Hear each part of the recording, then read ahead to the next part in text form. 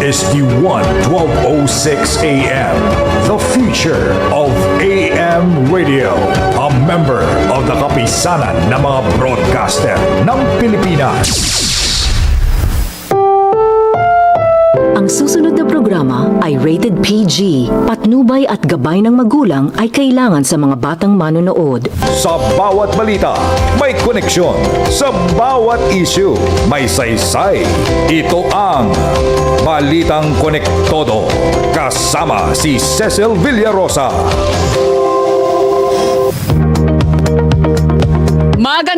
Magandang umaga, Luzon, Visayas at Mindanao. Magandang umaga, Pilipinas. Ang oras sa buong Pilipinas ganap ng 11 minuto. Makalipas ang alas 9 na umaga, ito pong muli ang programang Balitang Konektodo. Kasama nyo pa rin po inyong lingkod, Cecile Villarosa. Magkakasama-sama po tayo hanggang mamayang alas 10 ng umaga. Dahil po dun sa dalawang magkasunod na bagyo na ating naranasan, muling nabubuksan po yung usapin ng flood control. Lalo na po yung sinapit ng Cebu. Talagang matinding flash flood ang inabot ng Cebu. Ayon po sa lokal na otoridad, maituturing na worst flooding. Pinakamatindi raw yung biglaang pagbaha na inabot ng kanilang lalawigan sa kasaysayan. Sa harap po niyan, iniimbestigahan na ng Department of Environment and Natural Resources yun pong isang residential project na itinayo sa gilid ng bundok sa Cebu. Ayon sa DNR, bumuo sila ng Joint Inspection, Investigation and Assessment Team na binubuo ng mga eksperto mula po sa DNR Region 8 Environment Management Bureau, Mines and Geosciences Bureau at iba pang mga tanggapan sa ilalim ng kagawaran. Ito ay para magsagawa ng assessment o pag-aaral at matukoy kung nakatalima ba ang nasabing proyekto sa kondisyon ng kanilang ECC o Environmental Compliance Certificate. Gayon din yung drainage system ng proyekto. Yung maaaring panganib na idulot ng proyekto gaya po ng landslide at pagbaha.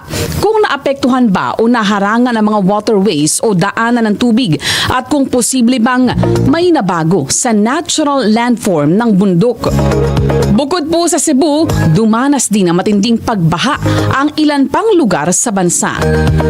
Actually, parang hindi na nga simpleng baha yung ating dinanas yung ating kinakaharap, kundi yan po ay senyales ng mas malalim na problema sa gitna po ng pag-usbong ng mga high-rise building, malalaking mga commercial project at pagkonkreto ng mga dating bukas na espasyo na nagiging dahilan ng unti-unti ring pagkawala ng mga natural waterways o yung mga natural na daluyan ng tubig.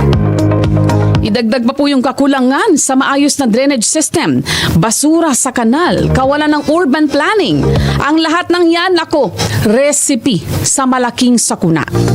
At ngayon natapos po ang dalawang magkasunod na malalakas na bagyo na nagdulot po ng malawakang pagbaha. Mahalaga pong pag-usapan. Paano nga ba nakaambag yung ating urban development sa ganitong sitwasyon? At ano ang mga hakbang na dapat natin gawin para maging mas matatag at climate resilient ang ating bansa? Alam niyo po masaklap, nauuna yung negosyo kaysa sa plano. Nauuna yung negosyo kaysa maglatag ng pulisiya. The damage has been done, ika nga. Pero papaano po natin maiiwasan yung mas malaking pinsala? Yan po yung ating pag-uusapan ngayong umaga. Kinakailangan ba na nagkasakripisyo yung kalikasan? At yung nakakarami, alang-alang po doon sa tinatawag na development o pag-unlad. Hindi mo ba dapat, posible ba na gawing balanse? Ngayong umaga yan po ang ating tatalakayin kasama ng isang tinitingalang eksperto sa urban planning. Kaya manatili pong nakatutok dito sa Balitang Konektodo para sa mga balitang uugnay sa inyo bilang Pilipino at para sa todo-todong pagtalakay ng napapanahong issue. Samantala, dako muna tayo sa ating mga mahalagang balita.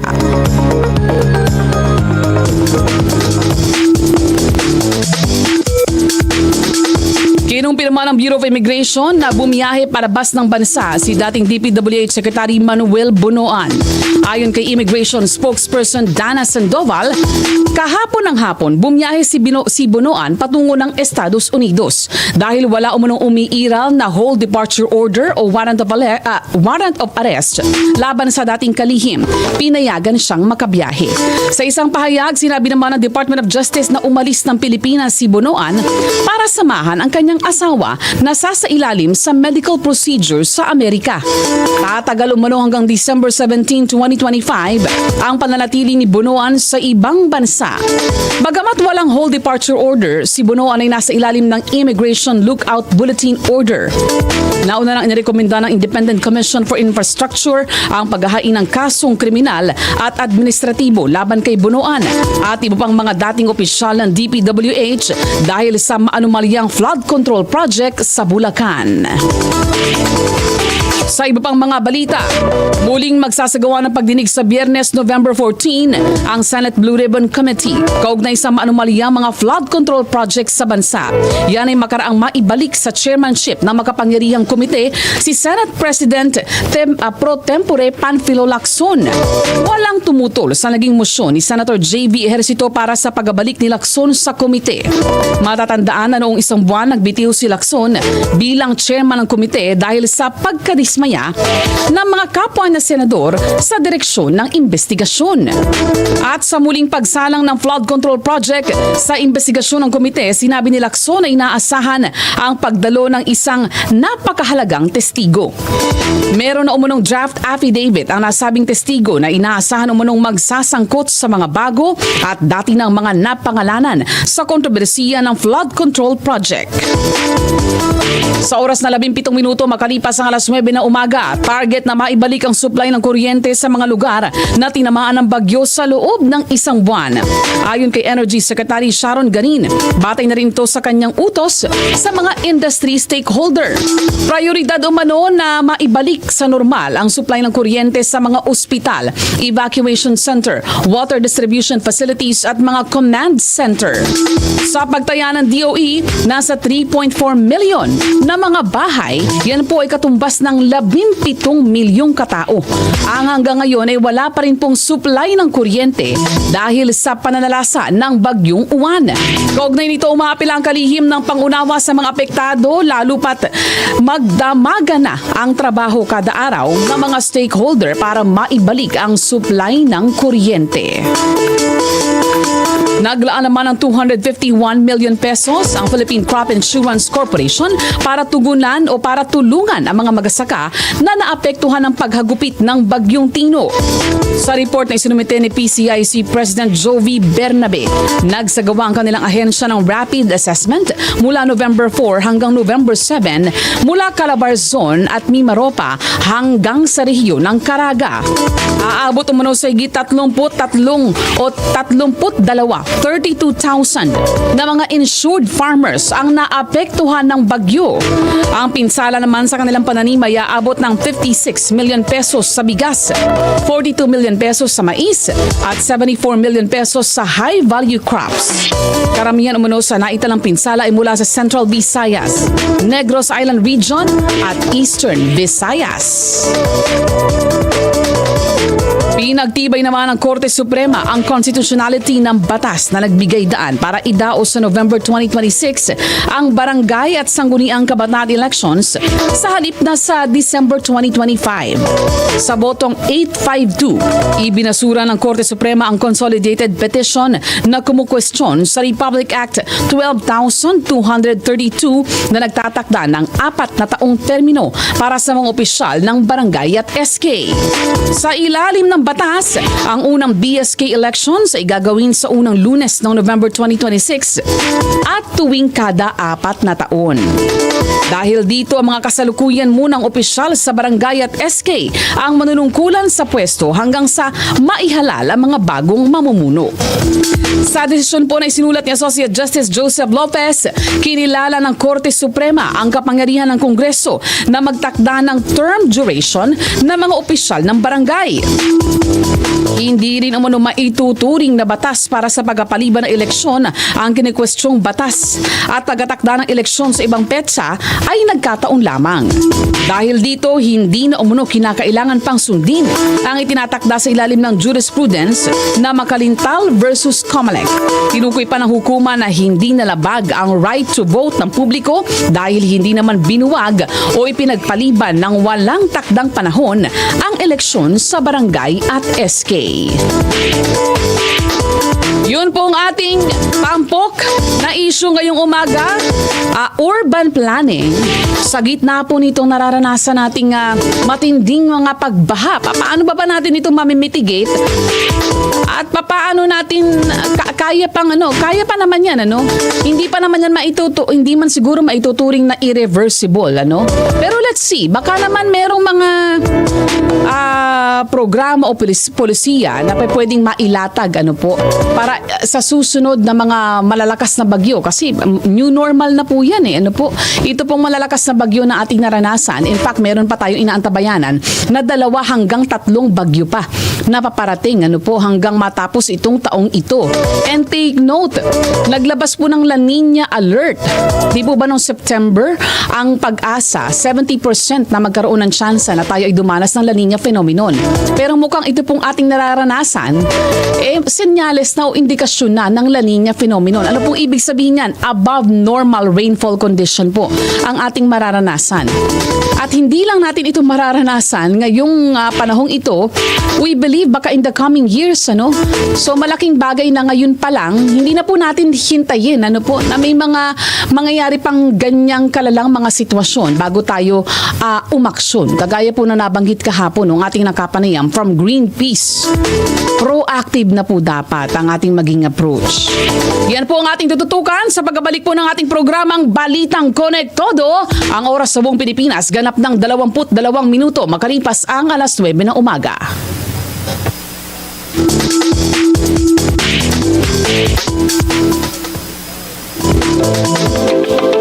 Mula sa pangangalaga ng kalusugan hanggang sa serbisyong panlipunan, serbisyong publiko na may puso, magbibigay kasagutan at impormasyon sa mga nangangailangan. Kasama sina Justine Punsalang at Naomi Tiburcio sa programang Kapwa Ko, Sagot Ko, Lunes hanggang Biyernes, 10 a.m. to 11 a.m.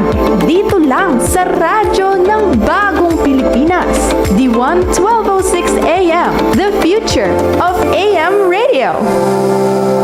Babala para sa aming mga kalaro at sa lahat ng mga tumatangkilik ng PCSO Games. Laganap ng muli ang mga lotto scammers na nagpapanggap bilang PCSO officials o employees para manloko at manlamang. Mag-ingat sa lotto scam. Huwag basta-bastang maniwala sa mga text messages o tawag na magbibigay ng tip o magsasabing nanalo kayo sa loto. Huwag ring magbigay ng inyong personal na impormasyon tulad ng inyong buong pangalan, address, ID number, bank o credit card account. Tandaan, maging mapanuri, play smart, play safe, play responsibly. Paalala mula sa IBC 13, PCSO at DATV. Nagbabalik po ang ating programang Balitang Konektodo sa oras na 9:24 na umaga. At nasa linya na po ng ating komunikasyon, wala pong iba kundi ang isang kinikilalang urban planner, visionary architect. Architect Felino Palafox ng Palafox Associate. Good morning po, Architect Palafox. Hi, good morning. Hi, Cecile. Hi, good morning. Good morning, sir. Nice having you. Maraming salamat po, sir, dahil sa pagkakataong ito na kayo po ay uling makapanayam po muli ng inyong lingkod. matindi-tindi, Architect Palafox, yung inabot ng particularly Cebu City, nitong nagdaang dalawang bagyo. Una sa lahat, Architect, paano nyo po ba tinitingnan yung kasalukuyang sitwasyon ng pagbaha sa maraming lungsod? Kasunod nga po nitong bagyong Uwan at bagyong Tino. It's so disheartening kasi the solutions, plans, projects, programs were put forward pa in the mid-70s. Wow. And I was very much involved with it. And nung nangyaring Ondoy, people were blaming God for the flooding. And I said, it's not an act of God, but sin of omission of men and women running our country. And then, President Gloria called me to Malacanang and explained why. Kasi ang dami ng projects na na-propose hindi pa na-implement. Kaya I expect worse flooding nationwide. Kasi maraming one is talaga it's corruption and really incompetence and lack of political will. Alam mo, since I was 20 years old, editor-in-chief ako ng Vision Magazine ng Colleges of Architecture and Fine Arts, UST, published article na urban renewal from Manila, including Intramuros. And then after that, I got a United Nations UP full scholarship sa UP. So I had to work for Philippine government projects for at least 2 years to pay back my full scholarship. I was fortunate na assign sa akin foreign funded projects like World Bank funded Metro Plan Manila, and I was team leader, senior planner, and project officer for the UNDP funded Manila Bay region, and also helped in the Philippine Physical National Framework Plan. Siguro ngayon, wala pang 30% na implement yan. Wow. And then while working on the World Bank funded Metro Plan Manila and UNDP funded Manila Bay region, I was discovered by the rulers of Dubai. So I was invited and name hired while working on this project. And after I finished this project, I went to Dubai. And 1977, Dubai was probably 100 years behind the urban development and infrastructure of Metro Manila. Today, they're probably 100 years ahead in infrastructure urban development. Very modern ang Dubai, luxurious. So, and the plans were recommended designs in the late 70s, early 80s, 120% implemented. You know why 120%? Before they implement the designs, the plans, instruction ng ruler ng Dubai, zero defect. So, rini-review yung mga plano to make sure walang defect. Dito, hindi lang rini-review, ghost projects pa. Wow, correct. Sabi, it's so disheartening. So, that's Ondoy. So, sinabi ko President Gloria kasi hindi pa... Ondoy was 2008, Architect. That was almost 20 years ago. Yeah, and I gave recommendations to 23 initially, then 65 recommendations. And President Gloria approved the dredging of Laguna Lake and the Parañaque Spillway. Sabi ko, kung ayaw pa rin yung spillway dahil open canal, pwedeng smart tunnel. 3 layers. The first 2 layers could be a tollway roadway, the lowest spillway. Worst flooding, pwede the whole tunnel from Laguna Lake to Manila Bay, it can be spillway. And so, ginawa yung Manggaan floodway to divert floodwaters from the mountains or Laguna Lake. Hindi naman ginawa yung spillway. Kaya sabi ko, Laguna Lake is like a toilet without a flush or a big bathtub with 23 big faucets because the Manggaan floodway and 22 rivers flowing to Laguna Lake hindi ginawa. And through, I think, 4,600 cubic meters per second came down from mountains, from the denuded mountains. Capacity ng Pasig River, 600 cubic meters per second lang. Saan napunta yung 4,000 cubic meters per second? Binaha 80,000 or 90,000 hectares of urban land in Metro Manila, Marikina Valley, and Laguna Lake shores. So, malaking bagay ho sana yan kung naipatupad yung proyektong yan sa Laguna Lake. 90,000 hectares of urban land, na binaha. Malaki pa sa Singapore. Singapore, 73,000 hectares lang. Wow. So, yung mga solution in the mid-70s, hanggang ngayon hindi pa ginagawa. So you're telling us, architect, as early as 1970s, meron ng plano. Yeah, may mga plano na. Hindi na, ang problema nun, architect, after 1970s, 50 years, ano po, ang nakaraan, ang dami ng mga high-rise na itinayo, naharangan na. Baka po yung 1970s plan, it needs updating na rin po, ano, kasi Dapat update na. More population na, more buildings, more roads. correct. And then isa pa, ang subdivision law, PD 957. Maalala ko, I was 25 years old. I was asked to comment before it got implemented. Sabi ko, yung 30% open space sa mga subdivision Yes. should not include roads. Kaya kung 22% ng roads, 8% lang yung open space, parks and playgrounds. And Singapore is 45% open space, excluding the roads. Wow. Hong Kong is 71% open space, excluding the roads. Sa atin, mga subdivision natin, 8% lang. Correct. Kung gagawin mo yan sa bundok, sa hillside, kakalbuhin mo na yung bundok. Yes. Ang laking ba. Would you agree, architect, na yung pag-usbong po ng mga high-rise, ano po, Metro Manila, even outside Metro Manila, yung mga highly urbanized na city outside Metro Manila, at iba pa yung mga commercial project, nakadagdag ho yan sa problema? Opo, but to me, vertical urbanism or vertical cities are more environment friendly. Oh. But going vertical, you prevent urban sprawl, encroach into the forest and into the farms. Kaya Tokyo, ang daming earthquake doon, ang daming lang high-rise. Yes. And I'm a fellow regional leader, country representative in the Council for Vertical Urbanism, headquartered in Chicago. We meet every year. And 15 years ago, I was the speaker in the remaking of Mumbai. So we proposed to demolish 30,000 buildings and structures, including informal settlers, dilapidated houses, and remake Mumbai vertical urbanism, tall buildings with maybe about 70% open space. Tayo urban sprawl, parang kinakarpet na ng low-rise yung mga open spaces and farms and so on.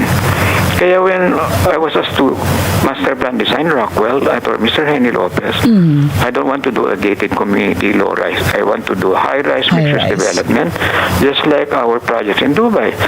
Mga super tall, mega tall buildings in Dubai, ano yan? Sand, hindi. At nandoon po yung tallest building in the world. 828 meters high, Burj Khalifa. Burj Khalifa, Kaya yes. pundasyon yan ang lalim kasi deserto yan eh. Hindi naman adobe kagaya sa Metro Manila eh. And paulit-ulit natin ito mararanasan, architect, hanggang walang malinaw na Lahat konkretong ng plano. presidente mula after Ondoy, President Gloria, President si Pinoy, President Duterte, and President Bongbong, napadala ko na sa kanya 200 recommendations to address the hazards before they become disasters. I wrote a book towards resilient cities and communities. The thesis there is 90% less expensive to address the hazards before they become disasters. Aside from saving human lives, buildings, infrastructure, and agriculture, then I asked, how come wala tayong mga portfolio for prevention? Yes. The reply was, Architect Palafox, you were not born yesterday. Pag state of calamity, wala nang bidding. So I'm concerned about this declaration na state of calamity for 1 year, the whole Philippines. You will have a bonanza of corruption. Noon ba na walang state calamity, rinilig na ang bidding. Ano pa kaya kung state of calamity, wala nang bidding? So, preferred consultants, preferred contractors, preferred suppliers. Architect Palafox, balikan natin yung Ondoy. Lumipas na po almost 20 years. Yeah. Pagka pinalipas pa natin yung another 20 years, Yeah. Architect Palafox, what could Yeah, happen? it will be worse. Kasi yung Ondoy, I gave a 10-year program, Progress Future Planning, immediate action, short-term, medium-term, long-term, and visionary. Like yung kung hindi ayaw yung may objection sa open canal na Parañaque Spillway, I suggest a smart tunnel, stormwater management and road tunnel. And ginawa yan sa Kuala Lumpur. 6 years na implement. Kung na-implement nung 2009, by 2015, 2016, dapat nandyan ang smart tunnel. In-approve ni President Gloria, pati yung dredging of Laguna Lake. In fact, may kontrato with the Belgian contractors. Yes. Succeeding administration ni President Aquino, kinansel yung kontrato with Belgian contractors. They sued the Philippine government, nanalo sila. The Philippine government under Duterte na nagbayad ng almost 1 billion pesos, according to former Secretary Sunny Dominguez. Meantime, hindi pa rin dinedredge yung Laguna Lake. Hanggang ngayon, as we speak, architect. Oh, that was mid-70s recommendation. I got it reminded 2009. Architect, para lang maintindihan ng ating mga kababayan, bakit importante na ma-push through po yung dredging dyan po sa Laguna Lake? Pakipaliwanag lamang po, architect. Kasi parang palanggana eh. Yung floodwaters from the mountains papunta doon, most of it. Oo, Laguna Lake, Taal Lake, all the lakes, and all the rivers should be dredged also. And it's not like grabbing corruption sa flood control and drainage and dredging. And positive side corruption naman. Kills talaga. Ilang beses, I think naka-apat na article na corruption kills.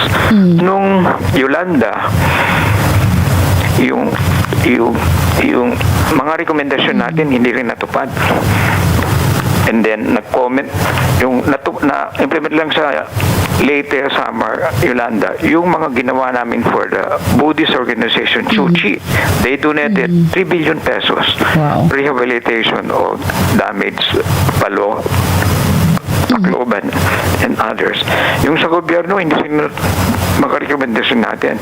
Noong nag-helicopter survey nga kami ni Senator Lacson kasi inassign na rehab SAR, sana ginawa lang siyang coordinator, so nabawasan yung powers niya. I saw from the air, sirang-sira yung bahay ng mga mahihirap. I also say from the air, yung Memorial Park ng Tacloban, yung malalaking mausoleum, intact. So pagbaba sa helicopter, I said loudly, we build monuments for the dead, we cannot even provide decent housing for the living. Correct. I think I was quoted by BBC Rondon. And then, when I saw the images of Cebu, I remembered my statement. We build monuments for the dead, we cannot even provide decent housing for the living. And I think, Architect Palafox, we are racing against time. Kasi po, bukod sa we also have to factor in yun pong effect ng climate crisis. Yeah, mas grabe yung hindi implement yung infrastructure. Pero galing lang kong Boston and Toronto. Like in Boston, they have recently built elevated urban roads and elevated walkways, promenade, 8 to 10 meters above the existing roads. Na-address na nila yung sea level rise. And dito, double whammy because overpumping of deep wells, land subsidence, bumababa yung lupa. Then the sea level rise tumataas. Yes, opo, because of climate crisis. Yes. Opo. But mas cause dyan, talaga, corruption, incompetence, hindi in-implement yung mga solusyon put forward in the 70s pa. Natulungan ko na 40 countries after that. Wow. And then, ito pa, Architect Palafox, itinatayo yung mga subdivision, residential projects sa gilid ng bundok. What could be the danger ng mga ganyang proyekto? Yeah. Kung puro semento at structures, hindi na mag-percolate ang rainwater. Kaya pag nagpaplano kami sa Palafox, from ridge to reef, from the top of the mountain, the highlands, midlands, lowlands, and the coastline. In metropolitan Tokyo, from ridge to reef, from highlands, midlands, lowlands, they put rainwater harvesting, water retention, small dams to collect the water, hold the water, then until the rains are gone, or they use the water to recycle it for irrigation, and so on. And may malalaking rainwater harvesting sa parang kasintaas ng cathedral, underground sa Tokyo. Ganon din sa Singapore. And now progressive cities hindi lang ina-address yung current about flooding and typhoons and so on. Ina-address nila yung climate change. Like Singapore, may proposed Long Island reclamation to protect Singapore from tsunamis, storm surge, and sea level rise. Pinaplano nila, they call it Long Island. Oo, parang breakwater. And then, kasi countries with coastline, they will lose a lot. Yes, like Philippines. Maybe 70% of our cities, communities, waterfront. Yes, apo. So ibang cities and gumagawa na silang reclamation, floating islands, and so on. Wow. Actually, ina-address na nila. We are really racing against time, architect, kasi ang projection ng mga scientists, pag tumaas pa ng 2 degrees Celsius yung temperatura ng mundo, mas mabilis na matutunaw yung mga yelo sa North Pole. Yeah. That would mean a disaster sa mga coastal community. Hindi lang coastal, even our waterfront, lake fronts, river fronts, creek fronts, I think they will overflow 4 meters to 8 meters. Wow. Kaya, like, yung Project NOAA, may flood hazard mapping. Yung master plan namin San Vicente, Palawan, we put in the deed restrictions because the storm surge high flood will be about 4 meters high. So nilagay namin sa deed restrictions, no bedrooms below 4 meters or maybe even below 5 meters. Then 50 meters setback from the high water mark. Yung 20 meters, hindi pa natin ma-implement sa Boracay. Wow. Yung 10 meters, hindi pa natin ma-implement sa Pasig River. Dapat wag na lang. Wow. Napaka-importante ng mga binabanggit niyong mga architect, Laguna Lake, yung mga river, Pasig River, yung mga kasi yan yung saluhan niya ng ng baha bago makarating ng mga community. Sana hindi na kaya ng gobyerno natin. We should have high network individuals or corporations like San Miguel Corporation, Drenage ang Pasig River, they spent 2 billion pesos without taxpayers' money. And then Tuliahan River, 1 billion pesos. And then I think they will dredge all the rivers of Bulacan. So ang Tuliahan pala ay currently being dredged na po. San Miguel Corporation, they're spending 1 billion. Actually, yung Tuliahan po, dahil nung nagko-cover po ako sa labas sa reporter, yan po ang madalas na pag umapaw yan, baha, lubog na sa baha, yung Kamanaba. Yung mga high net worth individuals and high net worth corporations like Ramon Ang and San Miguel Corporation, maybe they should adopt a river na. Out of our 400 rivers, 180 are dead. Wow. Maybe mga na lang, gayahin na lang si Ramon Ang sa San Miguel Corporation, hindi kaya ng gobyerno. Oo. Mababaw na ho kasi yung mga ilog. Tayo na lang lahat. Actually, Architect Palafox, this may be our new normal, yung malalakas na bagyo, Pero what shouldn't be the new normal? Yung lawak ng devastation at yung dami ng mga namamatay pag shouldn't be a new part of the new normal. Corruption, incompetence talaga, and lack of political will, yung boss namin sa Dubai, Sheikh Rashid, visionary leadership with strong political will, good appreciation of good urban planning, good design like architecture, engineering, and excellent management. You know, United Arab Emirates, UAE, government employees, they have key resort areas. May mga target sila. Oo. And Singapore and Dubai, good governance. In fact, sabi ng mga economists, may kausap lang ako kahapon, with good governance, our GDP growth rate should be 9%. Wow. Despite the corruption, 4% pa rin tayo. The lowest. 1977, our GDP growth rate was 8%. And we should And we be have now- to factor in pala, architect, nababanggit mo yung GDP, yearly ang projected loss po natin ng GDP because of climate crisis is at 6% per year. Yeah. 6% per year. How much is corruption and incompetence? I think mas malaki pa dyan. Kumbaga po, kung matutugunan po natin as early as now, ito pong pinsala, ano po, na nadulot nitong mga kalamidad na ito, ang laki ng potensyal ng ating ekonomiya. Ano po? Opo. In fact, foreign direct investor, because of this flood control scandal brouhaha, they're postponing the investment after 2028.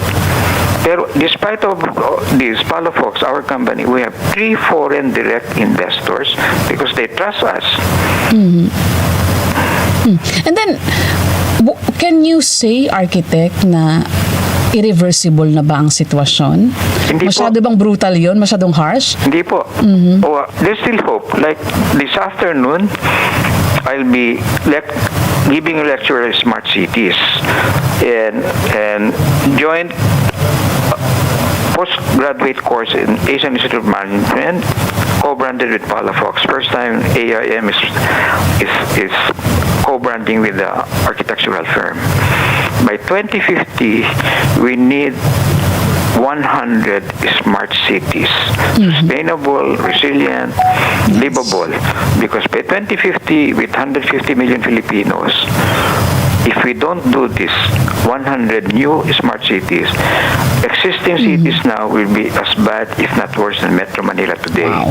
And 15 years ago, I don't know kung na-mention ko na, I was invited to be a speaker in the remaking of Mumbai. 15 years ago. And our recommendation was demolish nga yung And we know very much ang Mumbai is a populated city in the world. mga building structures vulnerable to disasters and rebuild the whole of Mumbai. And marami na akong natulungan comeback cities na urban renewal. So, 20 years old pa ako, nagpropose na urban renewal for Manila and Intramuros. Like, this is very controversial. Yung golf course sa Intramuros, pwedeng gawin rainwater harvesting and public park. And I agree with Mayor Isko, nag-usap na kami. Ilan lang nakinabang na golfers. And Yes. nung panahon ng Kastila, yung golf course ng Intramuros was a moat, too big. Paragi ko rainwater harvesting din. Then, ngayon pa lang, every barangay, every neighborhood, even school campuses, yung ilalim ng basketball courts, football fields, their open spaces, gawin ng rainwater harvesting. And then yung from ridge to reef, gumawa ng water retention. I-review rin natin ang building code. Sa Singapore, I think even Manhattan, progressive cities, they already have rainwater harvesting from their rooftop and within their property, and they hold the water and recycle it. Even big shopping malls, dapat yung lowest basement gawin ng cistern, rainwater harvesting. Even large-scale development, we should all do that now. Maybe even houses, we from our roof gutter, we collect the water. Wow. Merong panukala, architect, na magtatag ng Department, if I'm not mistaken, Department of Water Resources, something like that. Water Resources Management, Yes. Na tututok dyan po sa, kasama sa kanilang tututukan, bukod dun sa supply ng groundwater to address ito pong massive flooding pagka may bagyo. Siguro in some other day, mamatalakay natin yun, architect. Yeah. And then one more thing pala, nakapanayam ko po noon yung isa ring water eksperto pagdating sa water resources. Merong panukala po, inire-recommenda niya yung pagtatayo ng mga dam, na multipurpose dam, na kayang maging pagka malakas ang ulan, yun yung magiging parang tagasalo ng tubig. Yeah, water retention basin. Ginagawa sa Tokyo yan. Ayun. Para so that's the principle behind. From the mountains towards the city, i-collect na bago bumaba sa city. Kasi pagka tagtuyot, wala naman tayong mapagkunan ng ng groundwater. I-retain mo muna to be recycled. Irrigation, Yun. emergency, and so on. Mga plano namin, nilalagay namin yan. Whether sundan or not, we still put it. Even the buildings we're designing, kasi hindi kasama sa requirement, we design them as green buildings. May rainwater harvesting, solar roof, and so on. And sabi ko sa mga mga universities, state universities, we still put it in design. If not in your original budget, this can be retrofitable in the future. Multi-year funding. Maski hindi required sa amin, nilalagay namin sa design. Ganon din sa cities, our design of roads. Roads should be 1/3 for trees and landscaping. Ano yung roads natin? Puro semento. Wala pang drainage. Well, yun And nga, our drainage flood control, 75% undersized. Wow. Design criteria ng public works. Ilang beses ko na nasabi sa public works, it should be 100-year return. Because the 100-year typhoons are now happening every year. yes. And projects namin elsewhere in the world, like in Khartoum, in Sudan, along the River Nile, 500-year return. Wow. I heard in the Netherlands, 1,000 years. Dito, 25-year.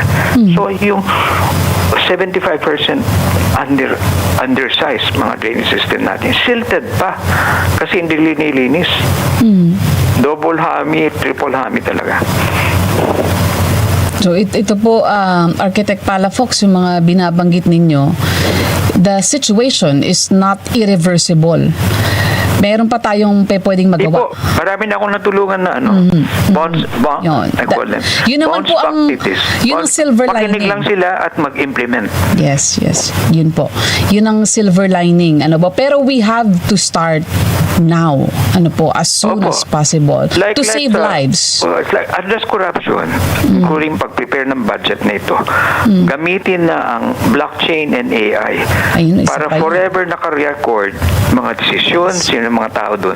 Ngayon yung ICI, yung Independent Commission for Infrastructure, hirap sila sa paper trail. Yes. Kasi mga alleged mastermind, walang signature. Kaya sinong kinakasuhan? And they won't leave paper trail.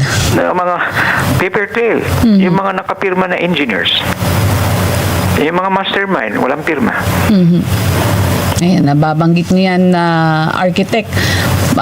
Due to start ulit, magre-resume ulit yung investigation ng Senate Blue Ribbon Committee. My colleagues, staffers, there was a Management Association of the Philippines. My conference last Friday, passing the torch, next generation. And one of the speakers was Bamakino. So my team spoke to Bamakino. Meron na pala siyang proposed bill for blockchain and Yes, AI. for blockchain. Dapat Yes. hindi lang sa preparation of budget, dapat monitoring ng implementation, design of infrastructure. Yes. Monitoring sino mga favored consultants, contractors, suppliers. Gamitin natin yung technology to improve lives. Available na po. Opo. Actually, sa ibang bansa, heavily used na po ang ginagamit blockchain. Opo. Blockchain and AI. Opo. Ang Albania, kung di po ako nagkakamali, isa sa mga bansa na gumagamit na ng ganyang technology, to record everything. Lahat, pati health record ng kanilang mamamayan. Very much, pwedeng meron agad record, malalaman agad kung paano magagamot yung pasyente because of the blockchain record. Thank you very much, Architect. Alam niyo po, we will have a follow-up interview with you. Maganda rin pong pag-usapan yung issue ng traffic. Nasa office na ako para mas madali yung Zoom. Sige po. The technical people will assist me. Opo. In the coming weeks po, Architect, kami po ay magdadaupang palad pong muli sa inyo. Kasi come December, ayan, we expect Carmageddon.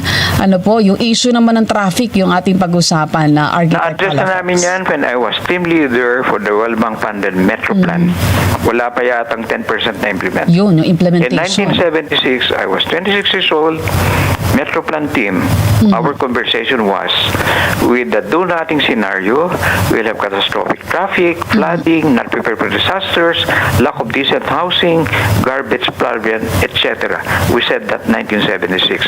It's happening already. Yes po, Architect. With the do-nothing scenario. Nako, do nothing.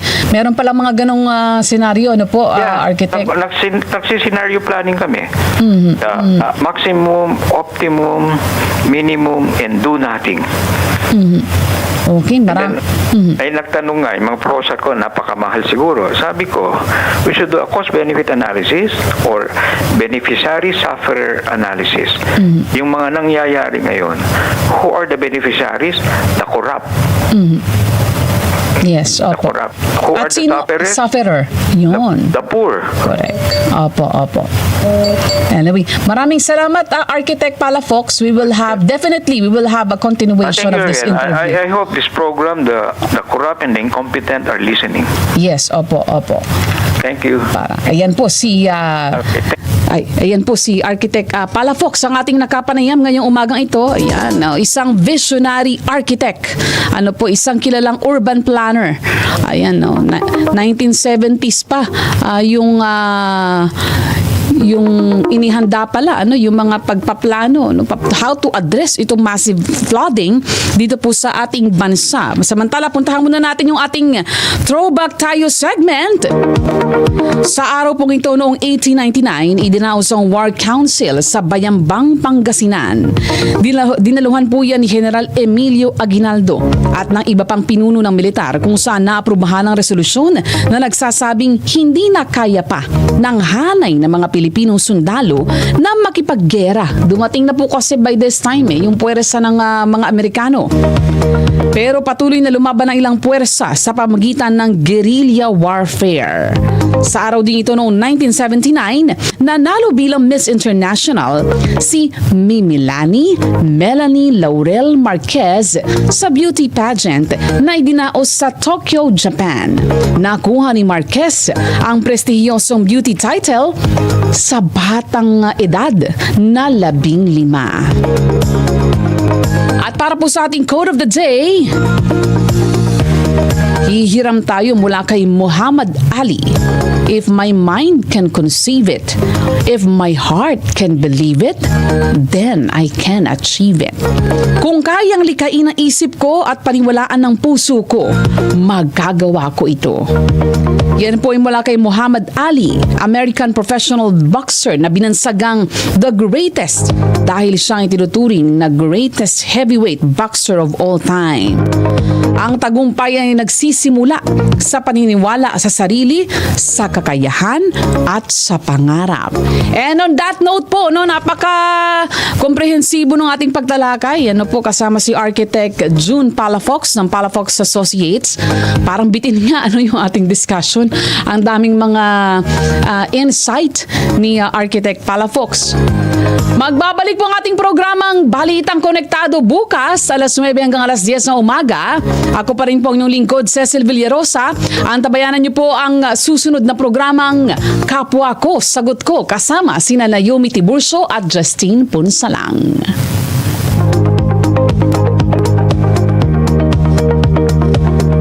Handa na ba kayong makitambay? Kasama sina Charlie Manalo at Comfy Manalo at mga guest hosts na siguradong may dalang kwentong inspirasyon, impormasyon at kasiyahan. Tuwing Lunes, Tambayang Paaralan, Balitang Campus, Scholar Kwento at Tips tips para sa ating mga kabataang eskolar ng bayan. Miyerkules, tambayang kabuhayan, negosyo balita, tech tips, at kwento ng tagumpay ng ating kabarangay. Biyernes, Barangay Talk, Usapang Bayan, at kwentong party list. At tuwing Martes, 5:30 to 6:30 p.m. LGU Special, serbisyong publiko at proyekto para sa mamamayan. Barangay 13, Lunes, Miyerkules, Biyernes, 2:30 to 4 p.m. At Martes, 5:30 to 6:30 p.m. Dito lang sa DWAN 1206 a.m. Are you talking to a real person online or just another troll spreading fake news? Here's how to spot a troll. Newly made account? No real photos or suspicious profile details? Posting the same misleading content repeatedly? Don't get fooled. Fact check, report, and block disinformation. A public service reminder from IBC and DWAN 1206 AM. Stay sharp, stay truthful. DWAN 1206 News Alert! Ratsyada muna ng mga maiinit na balitang dapat nyong malaman. Ako si Ella Sisante, magandang umaga. Pinangunahan ni Pangulong Ferdinand R. Marcos Jr. ang paglulunsad ng Oplan Kontrabaha Greater Metro Manila Waterways Clearing and Cleaning Operations sa Balihatar Creek, Barangay San Dionisio, Parañaque City ngayong araw. Ito ay bilang bahagi ng hakbang ng pamahalaan tungo sa pagbawas ng sakuna at matatag na pamamahala sa mga lungsod. Nakatuon ang programa sa regular na paglilinis at pagtatanggal ng mga debris at basura sa mga daluyan ng tubig at drainage systems. Tinitiyak din ito ang maayos na paggana at kahusayan ng mga pumping station upang makatulong sa pagbabawas ng pagbaha sa mga mabababang lugar. Nakapagtala ang Department of Transportation ng 687,494 na pasahero na nag-avail ng libreng sakay sa MRT3 nitong November 10 at 11.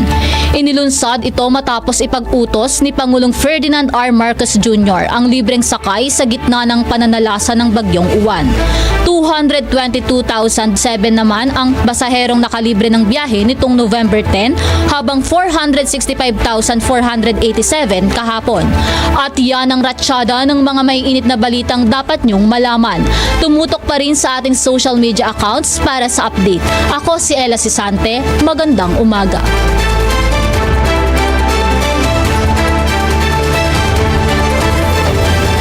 DWAN 1206 News Alert!